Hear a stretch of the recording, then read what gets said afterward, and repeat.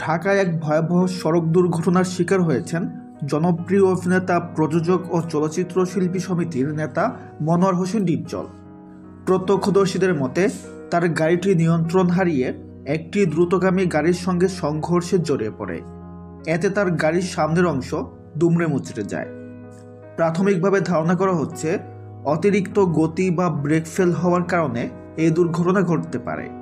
ঘটনার পরপরই স্থানীয়রা দ্রুত সেখানে ছুটে যান এবং পুলিশ পরিস্থিতি নিয়ন্ত্রণে আনে।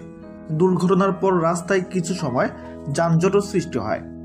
সূত্রের খবর অনুযায়ী এই দুর্ঘটনায় ডিপজল বড় কোনো আঘাত পাননি, তবে তিনি হালকা আঘাত পেয়েছেন। তাকে প্রাথমিক চিকিৎসা দেওয়া হয়েছে এবং তিনি শঙ্কামুক্ত রয়েছেন। তার পরিবার জানিয়েছে, আপাতত বিশ্রামে থাকার পরামর্শ দিয়েছেন চিকিৎসকরা। ভক্তরা তার দ্রুত সুস্থ কামনা করেছেন। ডিপজলের পরিবার ও ঘনিষ্ঠদের সঙ্গে যোগাযোগ করে আরও তথ্য জানার চেষ্টা চলছে। নতুন আপডেটের জন্য আমাদের সঙ্গে থাকুন।